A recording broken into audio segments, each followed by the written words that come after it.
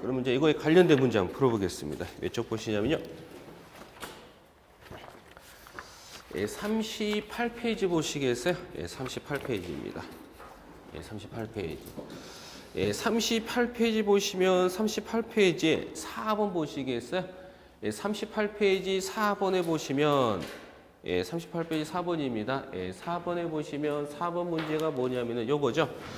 동기기의 전기자 건설법이 아닌 것은 무엇입니까? 라고 물었네요. 바로 동기기의 전기자 건설법이 아닌 것은 바로 뭐냐면은 우리가 전기자 건설법에서 우리가 이제 여러 가지가 있는데 여기에서 우리가 뭐를 쓰는 거예요? 분포권하고 단절권을 쓴다 그랬죠? 그럼 뭔 말이냐면은 4번에 보면 전절권이라고 있죠. 이 전절권 방식 우리가 써야 안 써요? 안 쓰는 겁니다. 다 몇 번? 4번이다라고 이렇게 답을 고르시면 됩니다. 그 다음에 D장 넘기셔가지고 39쪽 보시겠어요? 39쪽에 5번을 보시면 동기발전기 권선을 분포권으로 하면 어떻게 됩니까? 라고 물었네요. 즉 동기발전기 분포권의 장점을 물었죠. 그럼 동기발전기 권선을 분포권으로 하면 어떻게 됩니까? 라고 물었는데 첫 번째, 권선의 리액턴스가 커진다. 리액턴스는 작아진다 그랬죠? 이건 아닌 것 같고 두 번째, 파형이 뭐가 되냐? 좋아진다. 이게 맞는 거죠? 답은 2번이다라고 이렇게 기억합니다. 그 다음 6번. 동기발전기 전기자 권선법을 단절권하면, 즉 단절권의 장점을 부른 거죠. 그래서 동기발전기의 전기자 권선을 단절권하면 단절권의 장점을 물었는데 다 몇 번에 있어요? 3번에 보시면 고조파를 뭐가 되냐? 제거한다가 돼 있습니다. 그 다음에 D장으로 이렇게 넘기시면 40번에 보시면 이제 7번째죠. 요건 또 우리가 풀지는 못합니다. 왜? 안 배운 내용이기 때문에. 그럼 이제 다시 몇 쪽 보시냐? 33쪽에 5번 보시겠어요? 5번이다. 33쪽에 5번 보시면 요거야. 우리가 계좌 사이에 뭐를 갖다 놓고 도체를 갖다 놓고 이 도체를 빙글빙글 돌렸더니 여기에서 뭐가 나온 거야? 전기가 나온다 그랬죠? 그럼 이 전기는 교류라 그랬어요? 직류라 그랬어요? 교류가 되는 겁니다. 그래서 우리가 이 전기자를 통해서 나오는 뭐냐? 기전력입니다. 다섯 번째가 바로 동기발전기.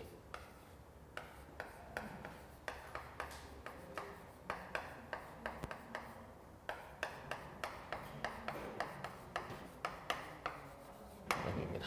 그러면은 우리 동기발전기 유기기전력은 어떻게 됩니까? 라고 물은 건데 우리 동기발 유기전력 얼마? 이것은 4.44의 kW F 뭐가 되냐?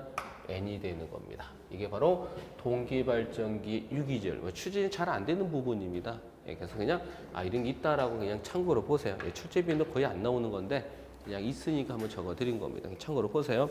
그럼 중요한 것은 몇 번째냐면요. 6번째 보면 전기자 반작용이 있죠. 이게 중요합니다. 6번째. 전기자 반작용. 요 5번째는 그냥 참고로 보시고요. 우리가 6번째 볼까요? 네, 지웁니다.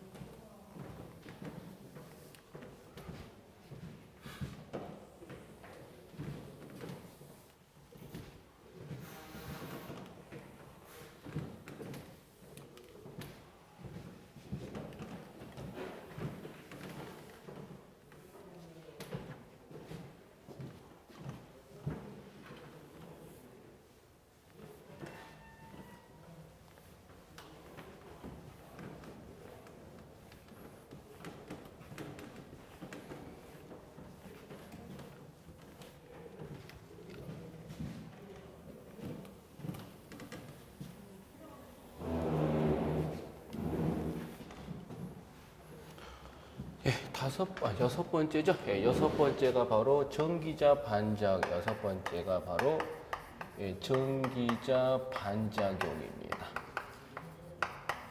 우리 전기자 반작용은 좋은 거라 그랬어요? 나쁜 거라 그랬어요? 나쁜 거라 그랬죠? 그래서 전기자 반작용은 좋은 게 아닙니다. 그러면은 전기자 반작용이라는 것은 요겁니다.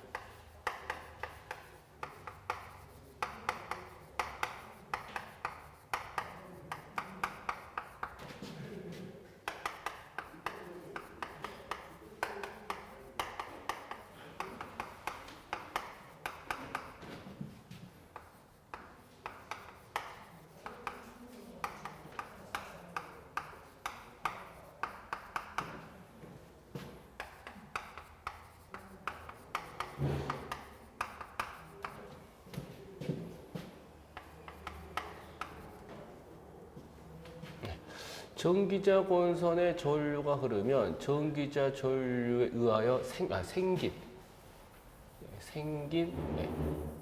전기자 전류에 의하여 생긴 뭐가 돼요? 생긴 자석이 계자에 의해 뭐야? 발생되는 주자석의 영향을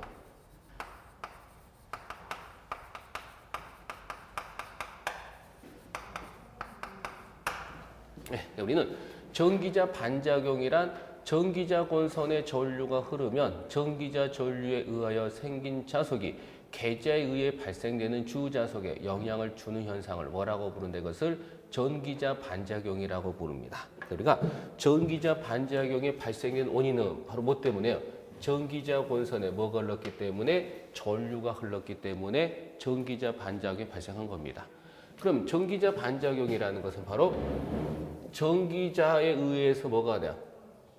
전기자에 의해서 생긴 뭐가 되고 자석이 계자에 의해서 발생되는 주자석에 영향을 뭐가 되냐? 주는 현상을 뭐라고 부른다? 이것을 전기자 반작용이라고 부릅니다. 그래서 전기자 반작용이 왜 생기냐면은 전기자 권선에 뭐가 흘렀기 때문에 전류가 흘렀기 때문에 전기자 반작용이 발생한 거고요. 그럼 전기자 반작용이라는 것은 전기자에서 나오는 자석이 계자에서 나오는 주자석에 영향을 주는 현상을 뭐라고 부른다? 이것을 전기자 반작용이다라고 부릅니다. 그러면은 이 전기자에서 나오는 요 자석이 계자에서 나오는 주자석에 어떤 식으로 영향을 주냐에 어떤 영향을 주냐에 따라서가 여러분 책에 있는 것처럼 교차가 있고 감자가 있고 증자가 있습니다. 다시 전기자 반작용이라는 것은 전기자에서 나오는 자석이 계자에서 나오는 주자석에 영향을 주는 현상이 전기자 반작용이고 어떤 식으로 영향을 주냐에 따라서 교차 또는 증자 또는 감자로 바뀝니다. 그러면 첫 번째로 우리가 이제 아셔야 될 것은 바로 뭐가 있냐면은 교차 자하작용입니다.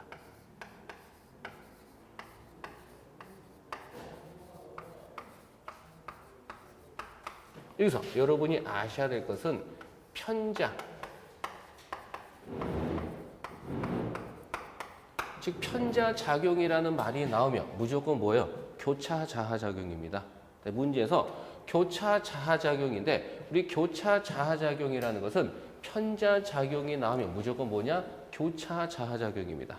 그럼 교차자하작용이라는 게 이거야. 아까도 말씀드렸듯이 전기자 반작용이라는 것은 전기자에서 나오는 자석이 계자에서 나오는 주자석에 영향을 주는 현상이 전기자 반작용이고 어떤 식으로 영향을 주냐에 따라서 교차, 증자, 감자로 쪼개집니다. 그럼 첫 번째가 바로 교차 자하작용인데 편자작용이라는 말이 나오면 무조건 뭐냐? 교차작용이다 라고 기억해 두시면 돼요. 그러면 어떤 식으로 영향을 주냐에 따라 소리가 교차라고 하냐? 요겁니다. 먼저 요겁니다. 요게 바로 뭐냐? 요게 바로 어디에서? 요 놈이 바로 어디에서? 요게 바로 전기자에서 나오는 자석을 제가 요 방향으로 잡겠습니다. 그래서 이게 바로 전기자에서 나오는 자석입니다. 이것을 전기자를 영어로 아마추어에서 요거를 제가 A를 따서 파이 A라고 적겠습니다. 이 파이 A는 바로 전기자에서 나오는 자석을 뜻하는 거고요. 그 다음에 이 계자에서 나오는 자석의 방향을 제가 요 방향이다라고 이렇게 적겠습니다. 그럼 자석은 뭐가 돼? 필드니까 자석은 파이고 계자니까 이렇게 계제 약자 F를 타서 F라고 적겠습니다. 그럼 요거는 요거는 전기자에서 나오는 자석이고 요거는 계자에서 나오는 자석입니다. 그러면 전기자 반작용이라는 것은 전기자에서 나오는 자석이 계자에서 나오는 자석에 영향을 주는 현상을 전기자 반작용이라고 부르고 어떤 식으로 영향을 주냐에 따라서 첫 번째 교차 자작용이라고 있습니다. 그럼 교차 자작용이란 뭐냐 하면 요거예요. 요거는 전기자고 요거는 계자죠. 요 그림의 소리가 보시다시피 전기자에서 나오는 자석과 계자에서 나오는 자석 서로 뭐예요? 크로스 교차된 거죠. 맞나요? 이렇게 뭐가 돼요? 포개진 걸 우리 뭐라고 해요? 교차라고 부르잖아요. 그러면 두 놈이 만드는 자석이 이처럼 교차한다 해서 이걸 뭐라 그래요? 교차 자하작용이라고 부르고 그럼 이 교차 자하작용 때문에 뭐가 발생하냐? 바로 동상인 전류가 흐른다.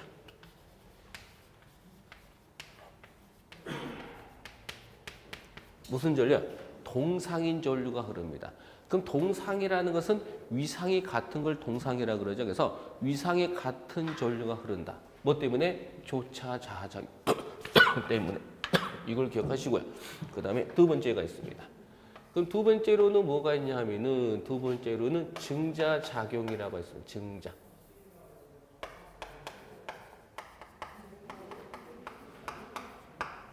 증자.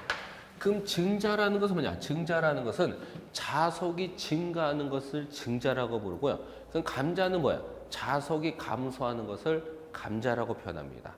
그러면은 전기자 반작용이라는 것은 전기자에서 나오는 자속이 계자에서 나오는 자속에 영향을 주는 현상을 전기자 반작용이라고 부르고 어떤 식으로 영향을 주냐에 따라서 교차, 증자, 감자로 쪼개집니다. 먼저 이제 두 번째가 바로 증자. 그럼 증자라는 것은 이거야. 요 놈이 바로 뭐냐? 요게 바로 전기자에서 나오는 자속을 제가 이렇게 잡을 거고요. 그 다음에 계자에서 나오는 자속의 방향을 제가 요 방향이다라고 이렇게 찾겠습니다. 그럼 잘 보시면 전기자에서 나오는 자속과 계자에서 나오는 자속의 방향이 어떻게 같아 달라요? 같죠.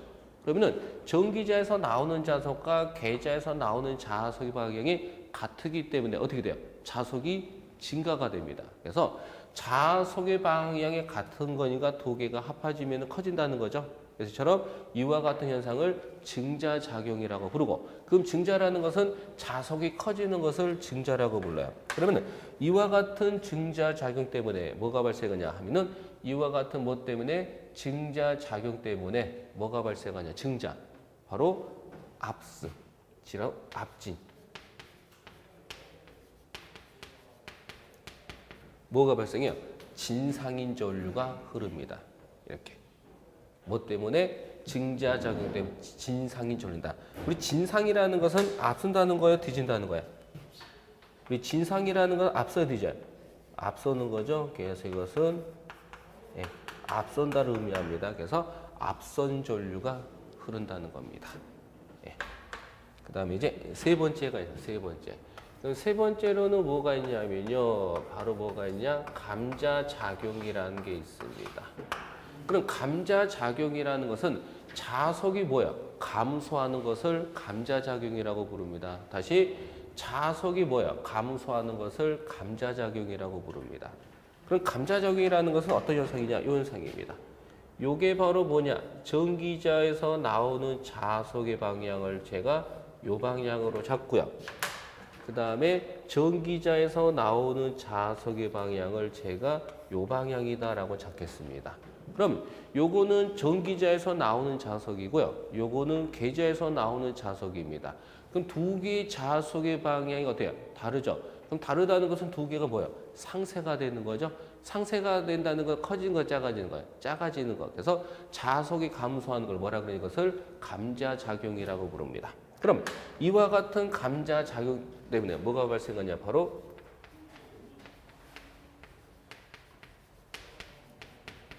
지상인 전류가 흐릅니다. 그럼 지상이라는 것은 앞서는 거예요? 뒤지는 거예요? 뒤지는 거죠. 그래서 뒤진 전류가 뒤진다. 그래서 뒤진 전류가 흐르는 겁니다. 다시 정리해 드립니다. 우리가 전기자 반작용이라는 것은 왜 생긴 거야? 전기자 본선에 뭐가 흘렀기 때문에 전류가 흘렀기 때문에. 그럼 전기자 반작용이라는 것은 전기자에서 나오는 자속이 계자에서 나오는 자속에 영향을 주는 현상이 전기자 반작용이고 어떤 식으로 영향을 주냐에 따라서 교차, 증자, 감자로 쪼개집니다. 그럼 첫 번째는 전기자하고 계자의 서로 뭐가 돼? 포개진다, 교차한다 해서 그것을 교차 자작용이라고 보고 그럼 교차 자작용 때문에 우리가 동상인 전류가 흐르는 거고요. 그 다음에 전기자에서 나오는 자석과 계자에서 나오는 자석의 방향이 같죠. 같다는 것은 이게 뭐냐? 합해지는 거죠. 합해지는 뭐예요? 자석이 증가죠. 이걸 우리는 증자작용이라고 부르고 그럼 그 증자작용 때문에 우리가 앞선, 앞진, 진상인 전류가 흐른 겁니다. 세 번째로는 전기자에서 나오는 자석과 계자에서 나오는 자석의 방향이 반대죠. 그럼 반대는 서로 뭐예요? 상쇄가 되죠. 그럼 상쇄가 된다는 것은 커지는 거, 작아지는 거예요. 작아지는 거죠. 그럼 작아지는 것은 즉 자석이 감소하는 것을 감자작용이라고 부르고 이 감자작용 때문에 뭐가 발생한다? 지상인 전류가 흐른다는 겁니다. 지상은 앞서 뒤져요. 뒤지는 전류가 흐른다. 이렇게 여러분이 봐두시면 되는 겁니다. 이게 바로 전기자 반작용입니다. 출제가 되는 거니까요. 보시면 되고요. 이걸 외울 때 이렇게 외우시면 돼요. 어떻게 보면 우리가 교차라는 것은 무조건 동상인 전류다라고 외우시면 되고 우리가 증자입니다. 그럼 증자는 커지는 거예요? 작아지는 거예요? 증자는 커지는 거 작아지는 거예요? 커지는 거잖아요. 그럼 증자는 커지는 겁니다. 그럼 증자는 커진다는 건 상식적으로 앞서야 되죠. 앞서는 거죠. 그래서 증자는 커지는 거니까 뭐야? 앞선다. 이렇게 외우시면 되는 거고요. 그럼 감자는 커지는 거 작아지는 거예요? 작아지는 거죠. 그럼 감자는 작아지는 거니까 뭐가 돼요? 앞서야 되죠. 뒤진다. 그래서 커지면 앞서고 작아지면 뒤진다. 라고 해두시면요. 답 찾기에는 굉장히 편할 겁니다.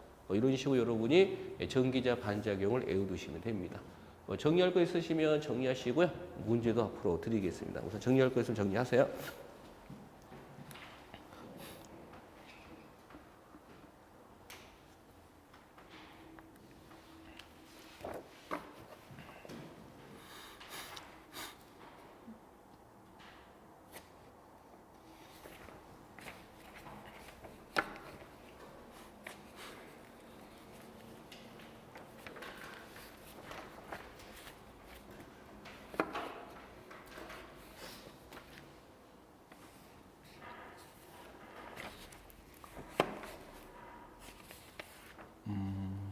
몇 분 보시죠? 40페이지 보시겠어요? 40페이지입니다.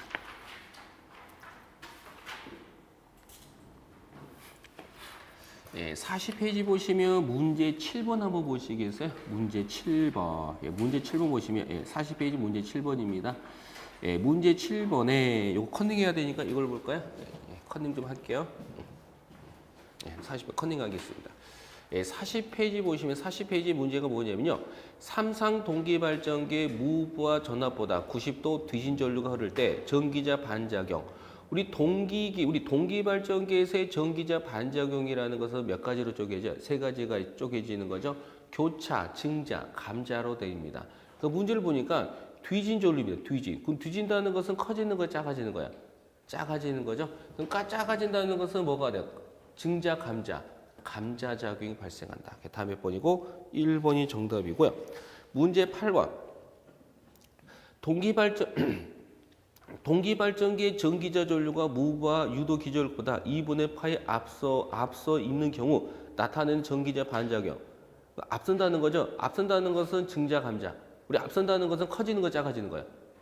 앞선다는 것은 커지는 거잖아요. 그럼 커지는 것은 증자, 감자. 증자. 그럼 증자가 되는 거죠. 다음 몇 번이고 1번이 바로 정답이 되는 겁니다. 그 다음에 뒷장 넘기시면 9번이 되겠죠. 9번 봅니다. 9번.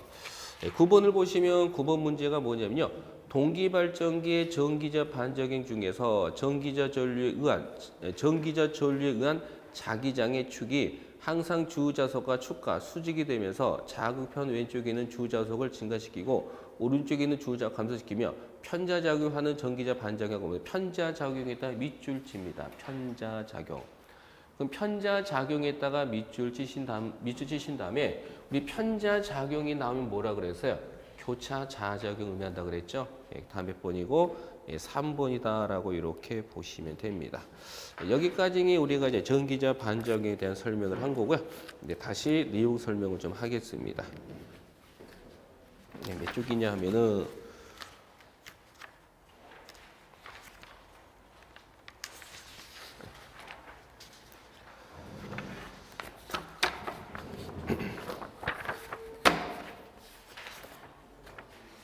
몇 쪽이죠?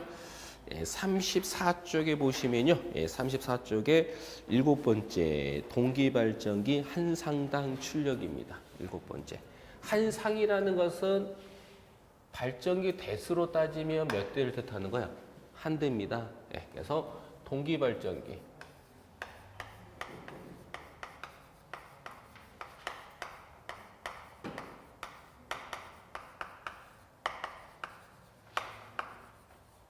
동기발전기 한 상당 출력입니다. 그럼 만약에 이게 한 상당이라는 것은 한 상이라는 것은 발전기 대수로 따지면 몇 대야? 네, 한 대입니다. 네. 그럼 보겠습니다.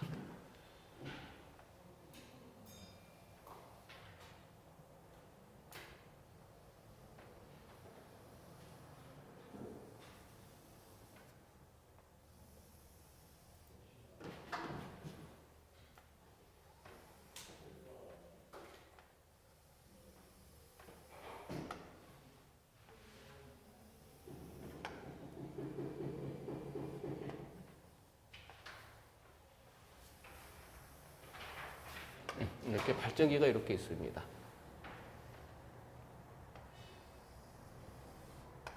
이렇게 발전기가 있는 겁니다.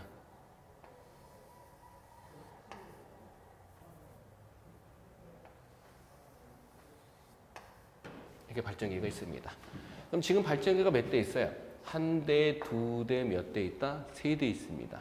그러면은 한 상이라는 것은 한 상이죠. 그럼 한 상이라는 것은 발전기가 몇 대요? 한 대요. 바로 이렇게 한 대를 이렇게 떨어냅니다. 이게 한 대입니다. 한 대. 이렇게 한 대가 돼요. 그러면 이 한 대에서 나오는 뭘 구하냐? 출력을 물은 겁니다.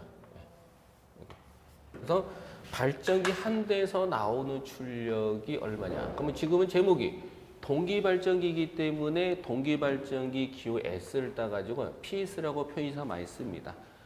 그러면 이 동기발전기, 즉 발전기 한 대에서 나오는 출력 PS라는 것은 바로 뭐냐?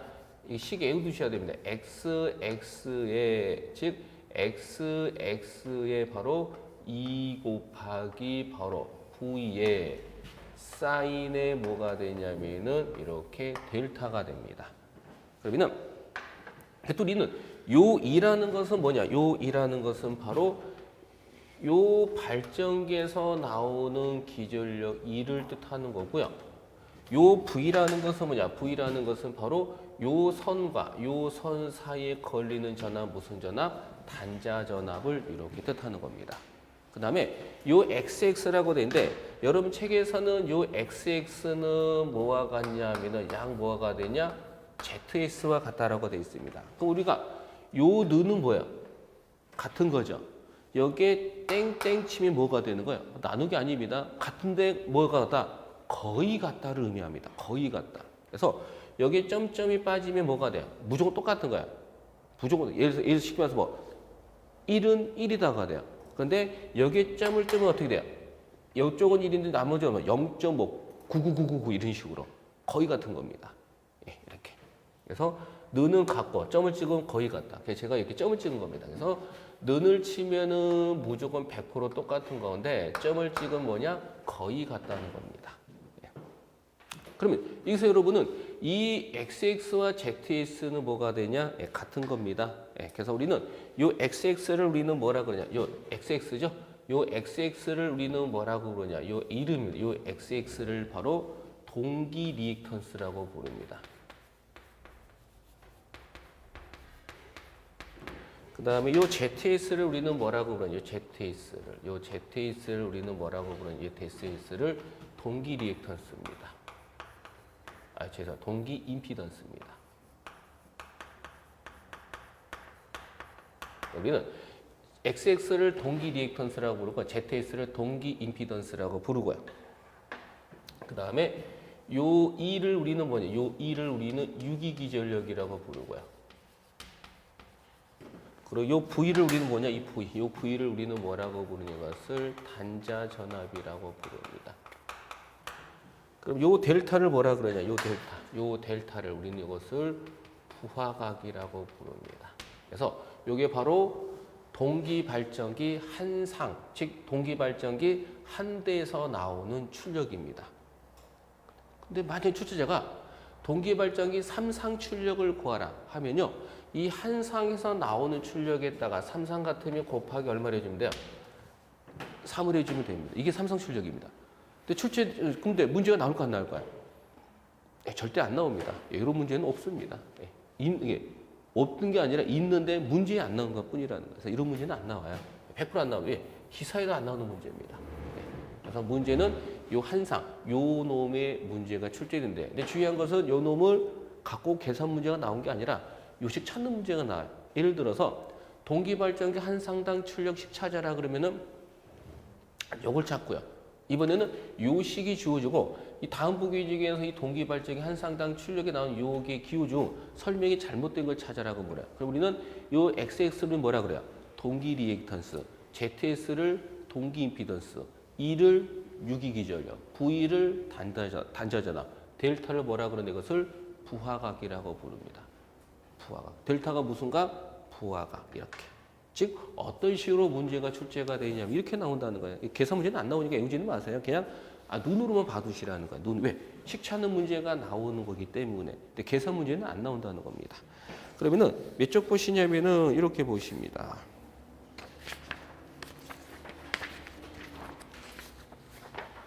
몇 쪽 보시냐? 예, 41쪽입니다.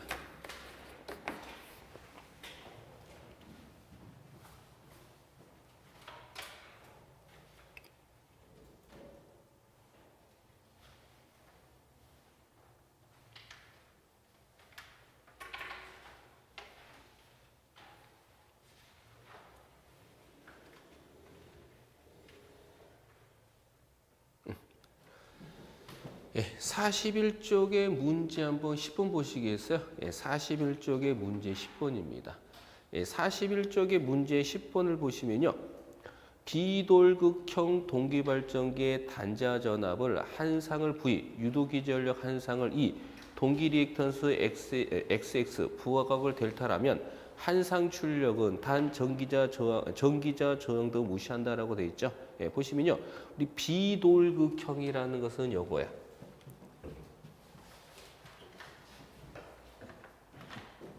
이거 지울까요? 네. 간단하게 용어 정리입니다.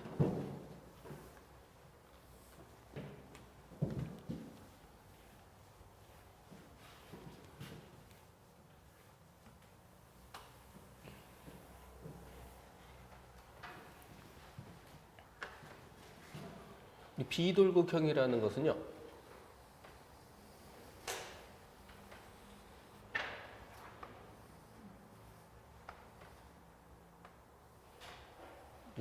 이게 계자입니다. 자극입니다. 뭐 N극, 뭐 S극, N극, S극 뭐 이런 식으로. 그러면 요게 바로 뭐냐면은 자극, 계자야. 그럼 요게 이런 계자 이런 게 있고요. 또 이렇게 생긴 게 있습니다.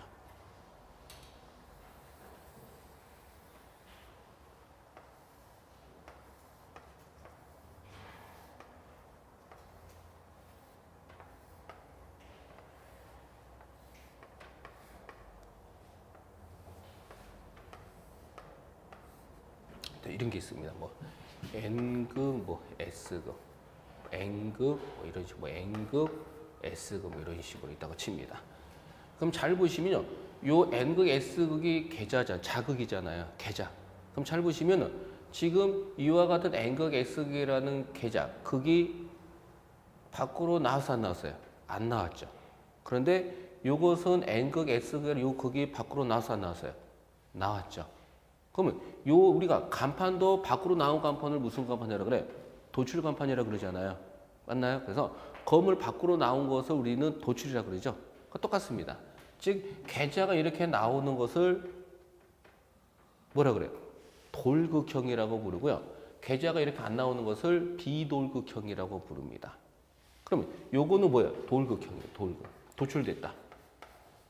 극이 도출됐다. 이렇게 생각하니까 뭐냐, 이것을 비돌극형입니다. 비돌극이 뭐예요? 극이 밖으로 나오지 않았다. 이걸 뜻합니다. 그럼 요거는 비돌극형이고 요거는 돌극형이에요. 그럼 보세요. 제가 요거를 고속기에 제가 만약에 쓴다고 칩니다. 고속기. 그럼 고속기라는 것은 엄청난 속도로 돌아가는 거잖아요. 그럼 여러분이 이게 엄청난 속도로 돌아간다고 칩니다. 그럼 뭐가 발생할까요? 여기 지금 잘 보시면 뭐가 되냐면은 이게 맨 돌아가면서 뭐로 바뀌어요? 날개 형식입니다. 그러면 여기 돌아가면서 여기 요 N극 S극이 뭐냐? 날개처럼 뭐를 일으킨다는 거야? 바람을 일으킵니다. 그럼 바람 때문에 생기는 손실이겠죠. 이걸 뭐가 돼요? 풍손이라고 불러요.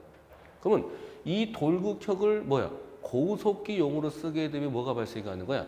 손실. 무슨 손실? 풍손. 바람 때문에 생긴 손실이 발생합니다.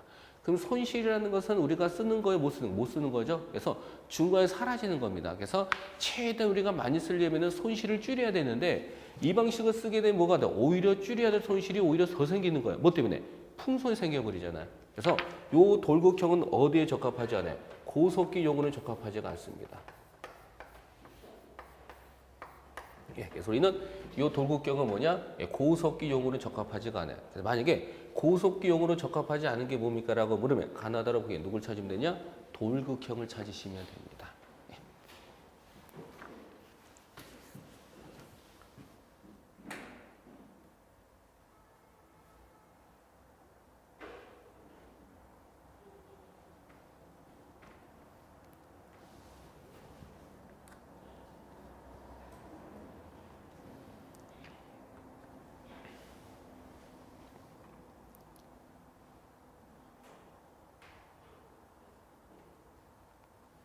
예, 그러면은 41번 문제 풀다가 말을 줬죠. 41번 보시면 41쪽이죠. 41쪽. 예, 41쪽에 보시면 41쪽에 문제 10번 한번 볼까요? 예, 41쪽에 문제 10번 보시면 비돌극형 동기발전기의 단자전압을 V, 유도기 전력을 E, 동기 리액턴스를 XX, 부하각을 대탈하면 한 상당 출력은 얼마가 되겠냐라고 물었죠. 요식 물은 겁니다. 이게 바로 한 상당 출력이죠. 요지 찾은 거 다 몇 번이에요? 1번이죠. 근데 우리는 XX나 ZX는 같은 거니까 둘 중에 어떤 걸 넣어도 상관없습니다. 여러분 책에서는 지금 뭘로 넣었어요? XX로 넣어놨죠. 네, 답은 1번이 바로 정답이 되고요. 다음 문제 11번 보시면요. 예, 11번에 동기발전기 출력 P에서 각 항의 설명 중 잘못된 것은 무엇입니까? 라고 물어내. 우리 XX가 뭐야? 동기 리액턴스고 E가 바로 뭐야? 유기 기전력이고 V가 뭐야? 단자 전압이고 델타가 무슨 각이야? 부하각이죠. 네, 여러분 책에서는 보세요. V가 단자 전압 맞죠? E가 뭐야? 유도 기전력 맞죠? 3번에 델타가 뭐야? 역률각이라고 해. 델타는 무슨 각을 뜻하는 거야? 부하각입니다.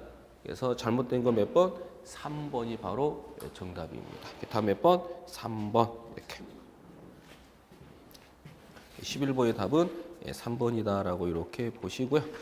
그 다음에 뒷장으로 넘기시니까 또 우리가 이제 풀지 못하는 내용들이 있죠. 예, 이걸 못 풉니다. 안 배웠기 때문에. 이것도 우리가 이제 문제 좀 풀기 위해서 좀 보셔야 되겠죠. 예, 몇 쪽 보시냐 하면은 요걸 보실까요?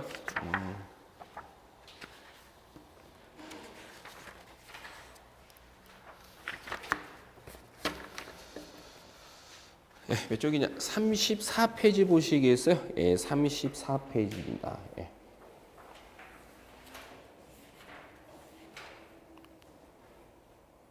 네, 34페이지 보시면 8번째에서 동기발전기 특성이 있어요. 요거는 그냥 여러분이 참고로 무버 포곡선이라는 것은 유도기전력과 계좌전류의 관계를 나타내는 곡선이다. 뭐 이 관계고 삼상 단락곡선이라는 것은 계좌전류와 단락전류와의 관계를 나타내는 곡선이다. 뭐 이 관계만 봐두시면 되는데 예, 중요한 것은 3번에 보면은 단락비라고 있죠. 예, 3번에 보면 단락비 이게 중요합니다. 예, 가로 3번에 단락비가 있습니다. 예.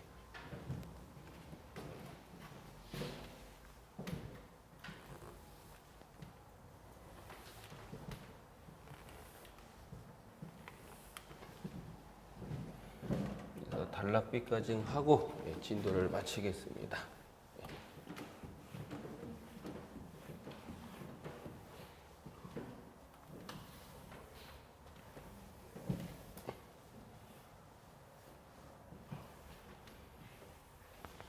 보세요. 세 번째가 바로 뭐냐면은 단락비입니다. 세 번째. 가로 3번이 뭐가 있냐면은 단락비입니다. 그럼 단락비를 기울어는 우리가 뭘 쓰냐면은 KS를 써서 나타내는데 우리가 단락비를 기울어는 뭘 쓰냐면은 이렇게 KS를 씁니다. 약속이죠? 네. 그럼 이 단락비 KS라는 것은 뭡니까? 라고 여쭤본다면 단락비라는 것은 바로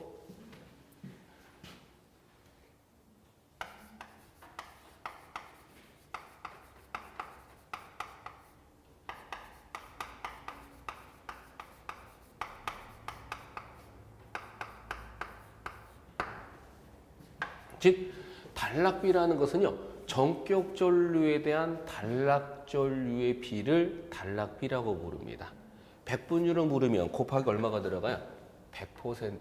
100%로 물으면 곱하기 얼마가 들어가냐? 100이 들어갑니다. 그럼 단락비라는 것은 전격 전류에 대한 단락 전류 비가 단락비입니다. 그러면 전격 전류라는 것은 정상적인 전류예요. 여러분이 전자제품을 사다 보면은 전자제품 뒤에 뭐가 있죠? 뭐 단락 전류, 정적 전류가 몇 암페어, 뭐 정적 전압 몇 암페어 이렇게 써 있을 거예요. 그러면 거기서 말하면 정적 전압과 정적 전류라는 것은 뭘 뜻하냐면 예를 들어서 여러분이 가전제품 테레비를 보게. 그럼 테레비 뒤에 보면 뭐가 표가 뭐가 붙어 있을 거예요. 거기 보니까 정적 전압이 얼마, 정적 전압이 얼마, 정적 전류가 얼마라고 돼 있을 거예요. 그러면 정격 전압이라는 것은 그 가전제품을 정상적으로 돌리기 위해서는 얼마가 필요했다는 거야? 예를 들어서 여러분 테레비 보시면 그 테레비 보면 정격 전압이 220이라고 돼 있습니다. 그러면 그 정격 전압 220이라는 것은 뭐냐면은 그 가전제품을 정상적으로 돌리기 위해서 필요한 전압 몇 볼트라는 거야? 220이라는 거야. 그러면 그 전자제품은 220볼트를 걸면 동작은 되는데 그 이상이 돼버리면 그 테레비 어떻게 돼요? 터집니다. 그래서 정격 전압이라는 것은 정상적으로 가동하기 위해서 필요한 전압을 뜻하는 거고요. 그럼 전격 전류도 마찬가지로 그 전자제품을 정상적으로 뭐가 돼? 가동하기 위해서 필요한 전류를 전격 전류입니다. 그래서 전격 전류라는 것은 말 그대로 정상적인 전류, 즉 그 제품을 정상적으로 돌리기 위해서 필요한 전류를 뜻하는 거고요. 전격 전압이라는 것은 그 제품을 정상적으로 움직이기 위해서 필요한 전압이 전격 전압입니다. 그럼 이 단락 전류라는 거 뭐야? 단락이 뭘까? 단락이 뭐죠? 단락을 영어로는 쇼트고요. 우리나라 따지면 합선입니다. 그러면 이 단락 전류라는 것은 바로 정상적인 전류가 아니라 비정상적인 전류를 단락 전류라고 해요. 쉽게 생각하면 비정상적인 전류를 정상 전류로 나눈 것이 단락비가 됩니다. 그래서 단락비라는 것은 비정상적인 전류에다가 정상적인 전류를 나눈 게 바로 단락비. 네, 이렇게 문제 나오진 않겠죠. 유식하면 우리는 정격 전류를 정상적인 전류, 비정상적인 전류를 단락 전류라고 부릅니다. 그다음 100분율, 퍼센트로 물은 곱하기 얼마? 100 이렇게 해줍니다. 그다음 우리가 이 단락비라는 것은 바로 요겁니다. 단락비라는 것은 여러분 책에 보시면 어떻게 되세요?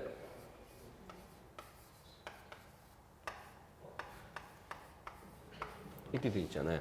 이거는 요걸 우리는 뭐라고 부르냐? 요걸 우리가 요거 전체를 부르지. 요 전체를 뭐라고 부르냐 하면 이것을